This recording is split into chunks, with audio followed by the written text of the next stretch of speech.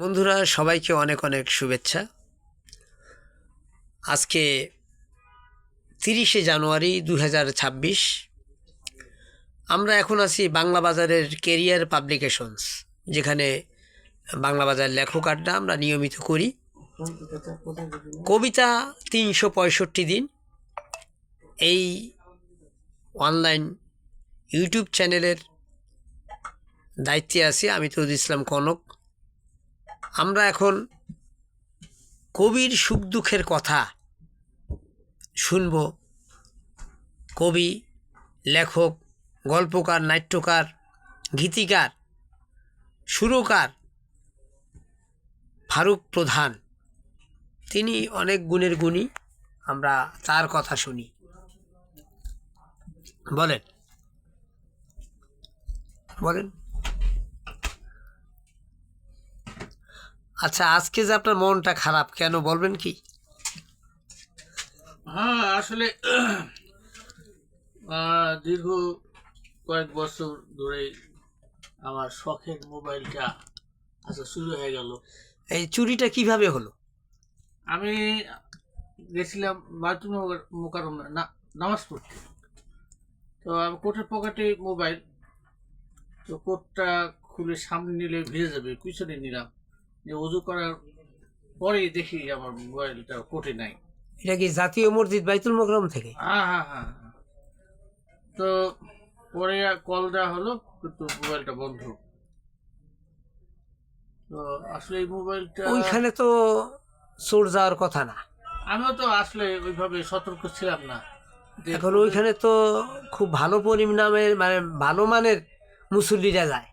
হ্যাঁ, আমার বিশ্বাস, এর আগেও নামাজ পড়ছি, কিন্তু আসলে এইভাবে যে কোটের পকেট থেকে পিছন থেকে নিবে আর আমি সামনে নামাজ পড়ছি, তো আমার পিছনে আরেক মুসল্লি, তাহলে তো সে ওযু করতেছে, সেও মুসল্লি, তাহলে সে এই কাজটা করছে। তো আমি বাইতুল মোকাররমের খাদেমকে বললাম, তারপরে আরো মানে খাদেমকেও বলে ফেলছেন? হ্যাঁ, তারপর আরো যারা আছে, লাইব্রেরি আছে, আজান কক্ষে যারা আজান দেয়, তাদের বললাম। তো ভাই, মোবাইল যদি হয়ে থাকে তাহলে আর ফেরত পাবেন না, বা চাবি যদি হারায় যায় বা অন্য কোনো হারায় গেলে আমাদের কাছে ফেরত আসে, কিন্তু মোবাইল ফেরত আসে না। এই যে আপনি খাদেম রে বললেন, খাদেম কি বললো? খাদেম বললো যে আপনি আজান ঘরে যান, আজান ঘরে যায়, সেখানে জিজ্ঞাসা করেন আপনার মানে মোবাইলটা হারায় গেছে, বলেন, ওরা যদি পেয়ে থাকে তাহলে দিবে, না হলে যদি নিয়ে যায় আর পাওয়া যাবে সম্ভাবনা। তো এই যে আমরা আজকে তো পবিত্র শুক্রবার, জুম্মার নামাজ, আমরা নিশ্চয়ই জুম্মার নামাজ পড়তে গেছেন? হ্যাঁ, আমি তো আসলে জুম্মার নামাজ আমি বাসায় পড়ি, মানে বাসা, অর্থাৎ বাসা থেকে মসজিদে পড়ে আমি তারপরে কোনো কাজে বের হই। কোনো দিনই আমি জুম্মার নামাজ বাইরে পড়ার সুযোগ আমি করি না।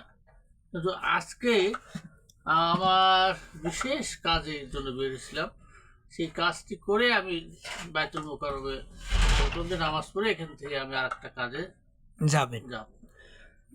এখানে তো আপনার এই মোবাইলে তো অনেক তথ্য, অনেক ছবি, অনেক কবিতা ছিল। হ্যাঁ, আমার তো একটা প্রবন্ধ, আমি যে কেরিয়ার পাবলিকেশনের সাথে কথা বললাম যে আধুনিক ছন্দের শিকড় সন্ধানে, এই প্রবন্ধটা বের করবো আগামী ইয়েতে, মেলাতে। তো এটা মানে পাণ্ডুলিপিটা হারিয়ে গেল। পাণ্ডুলিপিটা এখন এই মোবাইলে ছিল টাইপ করা, কিন্তু এখন আমার পত্রিকায় যেটা প্রকাশ আছে সেখান থেকে দিতে গেলে আবার টাইপ করতে হবে। তাহলে এই কষ্টের বিষয়টা একটু দুঃখ লাগতেছে যে মানে আমার মোবাইল, মানে আজকে সারাদিনে আপনার কষ্ট লাগছে? মোবাইলের মধ্যে আমার অনেক সম্পদ ছিল, অর্থাৎ মোবাইল ছাড়া তো থাকা যায় না। না না, কারণ আমি তো আপনি এই দুঃখ নিয়ে একটা কবিতা পড়েন, একটা এই দুঃখের দিনেও একটা দুঃখের কবিতা পড়েন। দুঃখের কবিতা আসলে এটা মুখস্থ নাই, কোনো কবিতাই আমার মুখস্থ নাই। এখন দুঃখের কবিতা দুঃখ দিয়ে বলতে হয়। তো এই যে আপনার হাসি হাসি মুখ, মন ভরার সুখ, কারণ এটা আমি জানাইছি ফেসবুক, কারণ ফেসবুকে এটা জানাইছি যে তার মোবাইলটা যদি কেউ পায় বা কেউ এরকম একটা পরিবেশ আছে তাহলে আমাদের জানাবে। তো আমরা আর একদিন আপনার কবিতা শুনবো, যেহেতু আপনার মনটা খারাপ। কবির মন খারাপ মানে একবারে আকাশ যেরকম বর্ষাকালে মেঘলা থাকে, কবির মনটা এরকম মেঘলা, যার কারণে আমরা এই আজকে আর কবিতা শুনবো না। আমরা চাই যে নতুন কবিতা, এই যে মোবাইলটা চুরি হয়ে গেল এবং এটা যে মসজিদে নামাজ পড়ে এই মুসল্লি যেই হোক না কেন, সেটাই। যে মোবাইলটা যে চুরি করে নিয়ে গেল, তো আমরা চাই যে এমন যদি কোনো ব্যক্তি মোবাইলটা পায়া থাকে তো সেটা যেন আমাদের ফেরত দেয়। হ্যাঁ, তো আপনারা যদি মোবাইলটা কেউ পেয়ে থাকেন বা যে চুরি নিয়ে থাকুক না কেন, এখানে ফারুক প্রধান দেখবেন যে ছবি, এই যে ছবিটা দেখতেছেন এই ছবিটার মধ্যে মানে মোবাইলের মধ্যেও আছে, অসংখ্য ছবি আছে, তার ফেসবুক আইডিও আছে। তো আপনারা মোবাইলটা যদি কেউ পেয়ে থাকেন তাহলে বাংলা বাজার কেরিয়ার পাবলিকেশন 38 বাংলা বাজার 3য় তলা, এখানে সব্যসাচী লেখক গবেষক মোস্তাক আহমেদ এই এই প্রকাশনীর প্রকাশক, তার এখানে পৌঁছায় দিলে এটা পাওয়া যাবে। আপনাদের সবাইকে অনুরোধ করছি এবং ইনবক্সেও আপনারা দিতে পারেন যে মোবাইলটা ফিরে যদি কেউ পায় প্রাপ্তি শিকার সংবাদটা দিতে পারেন। সবাইকে ধন্যবাদ, আপনাকেও ধন্যবাদ, দুঃখ করেন না। সবাইকে ধন্যবাদ।